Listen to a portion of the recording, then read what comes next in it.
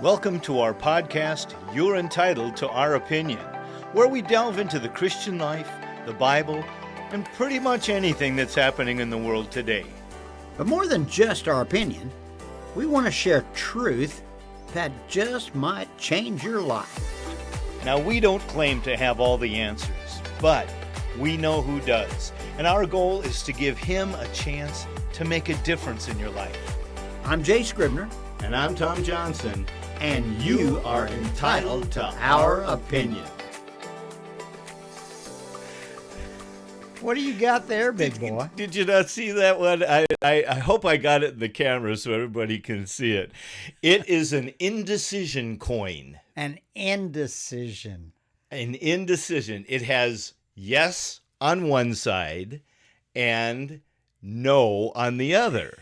And so if you have to decide something, you take it and you flip it, and then you say, okay, no, or yes. Or yes, or no. Although, this is something that God showed me. Now, with this indecision coin, you throw it and you flip it over, and then you ask yourself, honestly, which side was I rooting for? And that takes some honesty. But you know what? Okay, should we go to, should we take a motorcycle ride to the West Coast? And you go, wait a minute now.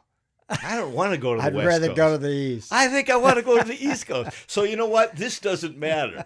But then if at the same time you go, you know, either one would be okay. You know, I don't know. What do you think? Well, let's look at what the coin said.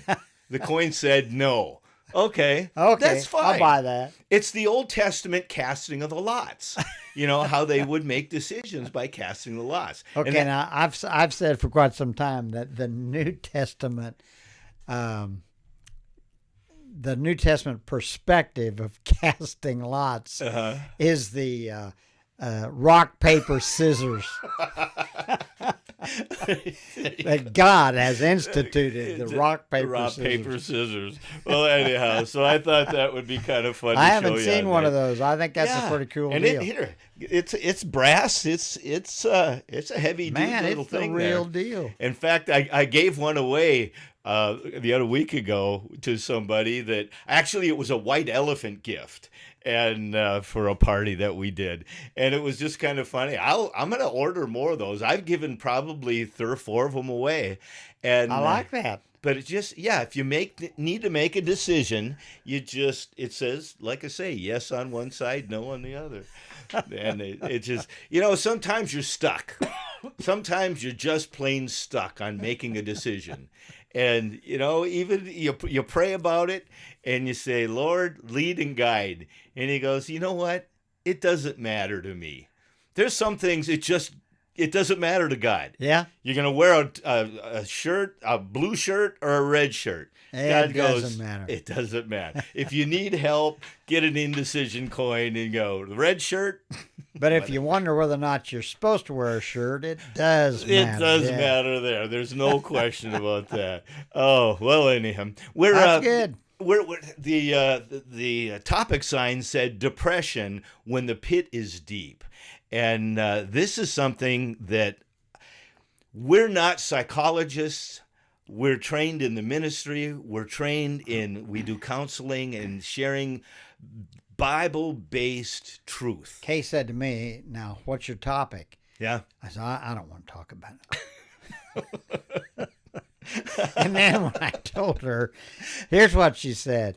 She said, and do you think you're qualified to talk about that? Mm-hmm. I said, I know that I'm not qualified. Not. And I'll just go ahead and just lay it out right here. Okay.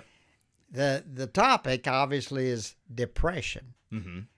And I don't even know how to spell that, to be honest with you. Okay. And there is a lot that we can share, and we will share. Right. But again, just out of total gut level honesty, years and years ago, when it came to the topic of depression, I had zero understanding about it. And almost zero compassion and concern about it Interesting. because of my mentality and my attitude of life. Mm-hmm. My mentality about depression used to be, well, get over it. You and Bob Newhart. That's how dumb I was about this. Interesting. I Yeah. would basically have the mentality of, get over it. Get over it. Yeah. Just flip the switch. Uh-huh. Now, fortunately, along the way, I've come to not only understand a little more about it, Mm-hmm. and I have developed a compassionate heart Good. about that. Yeah. Because literally, and I know for a fact that there have been people I've counseled, the people I've talked to, Mm-hmm. that they probably left thinking, I'm more depressed than when I came here because of my stupidity Mm-hmm. about it. Yeah. Because again, my perspective was just flip the switch. Mm-hmm. And that can't be done. Right. That can't be done. Right. I have discovered that along the way. Good. The reality of depression. And we're going to talk about some of the causes of it and all that. Matter of fact, we ought to get into that pretty quickly. But Yeah. Again, just trying to be totally transparent here. Okay. That from this perspective of this topic, Mm-hmm. many years ago, I just had total ignorance Yeah. and total non-compassion about someone that was really grappling Mm-hmm. with this perspective Yeah. of depression. Okay. Now, I did hear the story about this guy that was so depressed he stopped his car in the middle of this great big bridge. Uh-huh. He jumped out of his car. He went over and stood on the edge of the bridge. And someone else that was driving by, who was compassionate, he stopped. He got out of his car. He went over to talk to the man. Mm-hmm.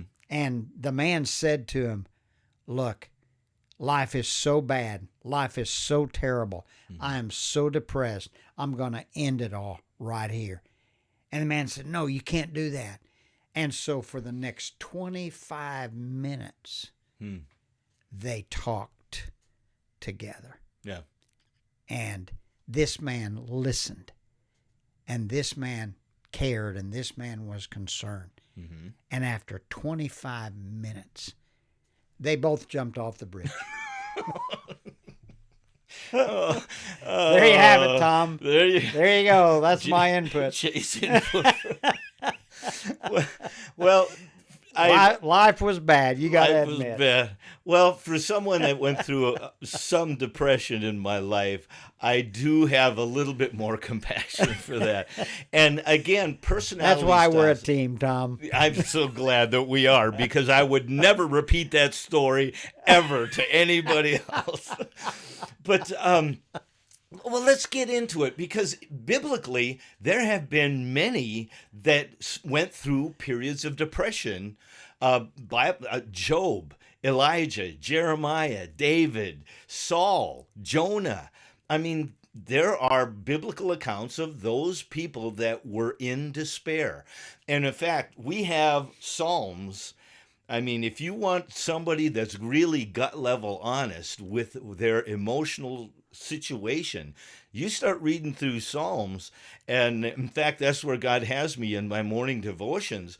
And I think I'm into the 17th Psalm, and David's already gone through 3 episodes of depression in his writings.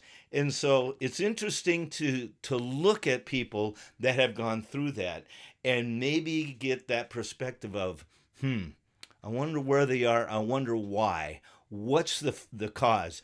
The word depression is not in the Bible. Okay. But it's interesting. In Proverbs 12:25, it says this: anxiety weighs down the heart, but a kind word cheers it up. And that word weighs down is shakah, actually, and it means to bow down or depress, to Okay. be pushed down. Yeah.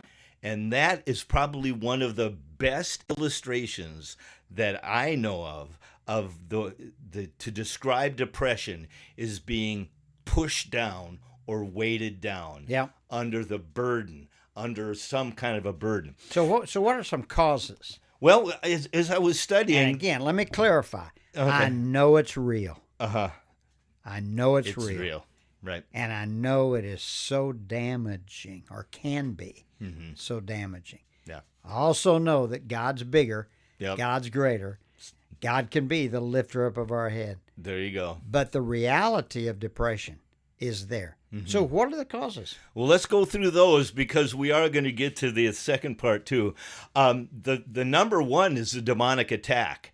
And if you know the story of Saul and David, we know that when Saul turned his back on God, that depressive demonic spirit would come against him constantly. And the only thing that gave him any kind of peace was David singing the Psalms. Right. David singing the glory of God. So that was one of them. Grief is another one. Some people, through the death of a loved one, a loss of a job, betrayal, divorce, that grief can be personal failure. Some people that go through like a moral Okay, so gambling. this is number 3. This is number 3, personal failure. Personal failure. Bad business decisions, alcohol, drugs. Those things can weigh down. Unfulfilled expectations. That's number 4. Boy, that's a big one. Proverbs Unfulfilled 13:12. expectations. Yeah, Proverbs 13:12. Hope deferred makes the heart sick, but a desire fulfilled is the tree of life. Number 5, personal attacks from other people. Bullying. We've seen that in today's school system, and this generation has experienced that in chemical imbalance.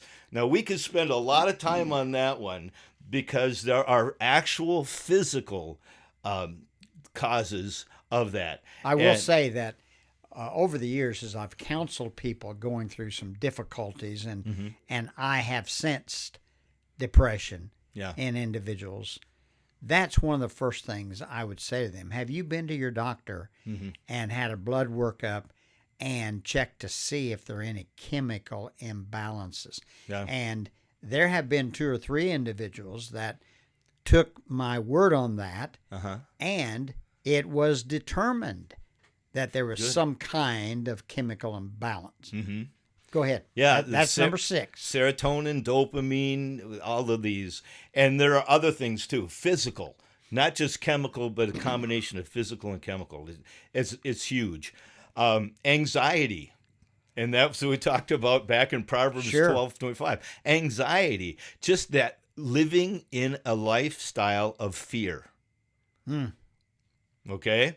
Fatigue, exhaustion. And that was when I was trying to think back to Elijah was probably one of the best illustrations of that, going against the prophets of Baal, killing 400 of them in the big showdown with the altars. Sure. And what's the next thing? Jezebel's going to send out and kill him. And he sits at the side of the... And he starts moping. He mopes at the Kidron Brook. He sits down and says, God, just take my life. I'm all alone. And we see that depression happening. I was on the board, state board with somebody one time, and we were so opposite. He was a very strong, very successful businessman, multimillionaire.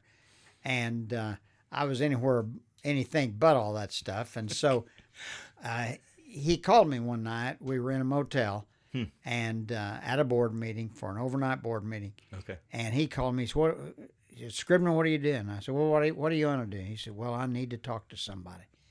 I said, okay. So we got together in my room. And in no time, he said this to me. He said, listen, if you knew how much I'm worth, and how depressed I am, and how concerned I am, he said, you'd laugh. I said, well, Bob, if you knew how little I'm worth, and how I'm not concerned about anything, I said, you'd laugh. So we ended up spending a couple of hours together and talking and praying, and my attempt at that time to really point him to Christ, and I was a Christian believer, but to point him to the Word and to point him to get help from the Lord. So go ahead. Yep. That's good. Well, and then there's the last one. All of these first 8, these need to be dealt with in like that situation. You can't just clam it inside. You can't just hold it there. It has to come out. And sometimes it'll be through. And one of the things that I wrote down here, and I don't know is that every pastoral or every counseling office needs to have a door into the prayer room. I'd say it again because I love that combination you're talking about. So say it again. Every pastoral or counseling office needs to have a doorway directly to the prayer room. Wow. Because all of the wisdom of men, all of the psychology, all of the counseling, even all of the biblical truths that we share has to eventually get us on our face before God and cry out to Him. Wow. He is the answer. That's good. And the Word is the answer. And that's why number 9, and this is the one that we're going to focus on. Number 8. This is number 9. Okay. Number 8 was the fatigue, anxiety. Number 9 is the one that I want to focus on. You grew up in the farm area? Yeah. Cows out in the field? Yep. Chewing their cud. And that's the concept of rumination. And that was the one thing. Sometimes we need to fix our ruminator. And that's the byline of where I think God has us today, wanting to deal with. So those city slickers that are watching this, go ahead and explain that. Well, the rumination is what you regurgitate mentally. The cows do it physically, but we do it mentally, where we bring back up things and we ponder those. Okay. And we get our focus so set on what we're thinking that we don't take in the new thing, the truth that sets us free. Okay? All right. The cow keeps chewing it. All right. Say that last phrase again. Okay. Well, we get so focused on our problem, the anxiety, the whatever it is, we don't allow truth to come in to set us free. That's the key. And the cool thing is that the MCT, there's a research that's metacognitive therapy, and this is not faith-based at all. They have shown that depression has less to do with our circumstances and more with our beliefs about our thoughts and emotions, our rumination or rehearsing of thoughts and emotions. And that's why I love Philippians 4:8, because for personally, this is what broke depression in me. Whatever is true, whatever is honorable, whatever is just, whatever is pure, whatever is lovely, whatever is commendable, if there is any excellence, if there is anything worthy of praise, think about these things. That's good. Philippians 4:8. And that is I believe that is one of the keys for, even no matter what the cause is that when we get our thoughts focused on the wrong things, on the not God things, on everything. Without bringing in the truth, what you said a while ago. Yeah. What happens is we implode. We become so depressed and so weighed down by our thoughts that the truth can't break through. And that's why there needs to be a come to Jesus meeting where we stand before Him and say, I am depressed. Okay. No different than Elijah at the brook. God, I'm all alone. There's nobody but me. And when we actually come to that point, then the truth can come to us. We got to get our minds off of this and our mind focused on Okay. Him. Now, when I finally got over my ignorance about depression, Uh-huh. years ago, fortunately, Yeah. and here is one of the remedies that I have recommended many times. Hmm. And as you're watching this, it may be exactly what you need. Hmm. So here it is from Dr. Scribner. I have encouraged a number of people Uh-huh. to take the book of Philippians. Now, you just quoted from Philippians chapter 4, Mm-hmm. verse 8, which is exceptional. Yeah. I would recommend to people take the book of Philippians. I think there's only 5 or 6 chapters in that book. Mm-hmm. And you can read all of those together in about 20 minutes, 20 or 25 minutes. And so I have recommended to a number of people Mm-hmm. for the next 30 days, read Philippians. Mm-hmm. The entire book. Again, 20, 25 minutes maximum. Mm-hmm. But read it every day for 30 days. And then we'll get back together after a month and we'll talk. Mm-hmm. I've done that a number of times. Uh-huh.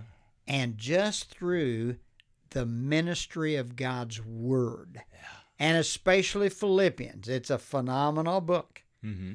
The entire book. It's a positive book, the entire book. It is a book of truth and a book of nuggets, and it helps to sift through things within our heart and our mind. Again, holding us up Yeah. in a positive way. Mm-hmm. And I've gotten back with these individuals after 1 month, after they've taken my advice, after I gave them the prescription and they took the pills, Uh-huh. and I've seen some remarkable change just through reading Mm-hmm. the Word of God. Mm-hmm. But again, specifically Philippians, and there's some reasons for that Mm-hmm. particular advice there. Mm-hmm. So I find that interesting, and I've watched it. Uh-huh. I've watched God use that to minister to people that were really down, Mm-hmm. and God began the process, not always totally completed, Right. but began the process of lifting people up out of their depression. That is so good. And that verse comes to mind where our minds are renewed. Yes. And part of that renewing is adjusting, getting again our mind off of and onto. And that is such a important thing. Some people think that meditation is the way to get over that. And it's interesting is that Tim Kay, he's a biblical scholar. There is the Hebrew word for meditate that is hagah. It doesn't mean silence. And I thought, okay, I want to pursue this. Because most of the time we think, meditation is Total silence. Yeah. Emptying yourself, emptying. And the problem is when you're empty, you got to be filled. Okay. And this is what's so cool about this word, hagah. It doesn't mean silence. It means to murmur, to mutter, to speak under your breath. And that's because in the ancient world, no one read anything silently. Scripture was always read aloud. And if you wanted to remember it, you repeated it again and again, letting the words shape you.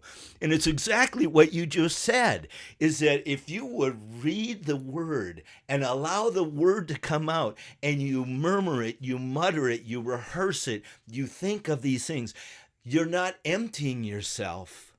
You're filling yourself. Yeah, it's good. And the coolest thing about it is when you're filling, it's the old thing about dirty mud in the bottom of a glass. You can try to empty it out, or what you can do is you can pour in the pure water and the Let it soapy flush it water, out. That's and right. it flushes it out and replaces it with the pure, That's the good. true, the whatever. And I just, When I've talked about meditation, That too. I guess that it may be the same. Medication, meditation. And so when I've talked about meditation before, I've used the analogy, and this is exactly what you were just saying. Okay. Have you ever heard a song that you like, and then an hour later, you're humming it, or it's in your mind, and you go throughout all day, and you just can't get that tune out of your mind. That's the concept of meditation. Yeah.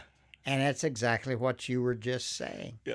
Now, one of my favorite verses, and this applies here, and that's Joshua chapter 1, verse 8, Okay. where it says, "And this book of the law shall not depart from your mouth." So you'll always have it on your lips. Shall not depart from your mouth, but you shall meditate on it day and night, Yes. that you may observe to do according to all that's written therein. For then you shall make your way prosperous, and then you shall have good success. That's good. So having the book of the law where you have it on your lips, that means you got to have it in your mind. And then you're meditating on it. And I just can't get it out of my mind. I'm thinking on it all day long, so that I can learn to do, observe to do to all that's written therein. All right. These are good factors. This is good. And there's so much more that we have that I think we need to share. I think we need a part 2 here. I'm game. Are you game? Because I'm just the biblical promises and things like that. Everything that you talked about right now, I think we need to jump into it the next week. And I want to close with this. I shared what we were going to share with some good friends of ours.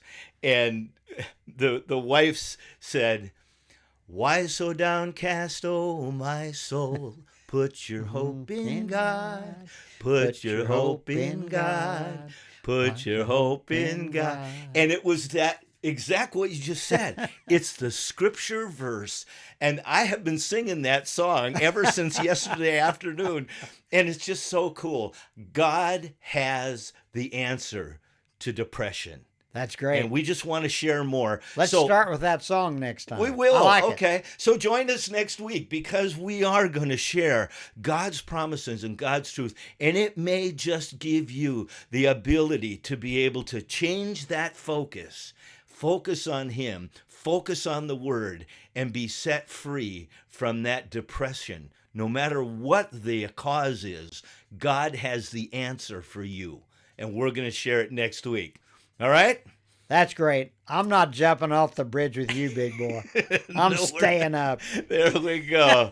Well, again, thank you so much. We'll talk to you next week on our podcast, because you're entitled to our opinion. Friends, you can contact us at yourentitled777@gmail.com. Also on Facebook.com, You're Entitled to Our Opinion. Jay's video blog, Here's Hope America, can be found on Facebook.com, Here's Hope America. Tom's blog, Durf Nerfels Thought of the Day, you can find at Facebook.com/DurfNerfelsTOTD, but also you can sign up to receive it by email on the website durfnerfel.us. Share our opinion. As with all podcasts, you, our listeners, are the way people join us as you share the podcast with them. You're Entitled to Our Opinion has been recorded at Flat Frog Studio, Hollister, Missouri. For more information, go to www.flatfrogstudio.us.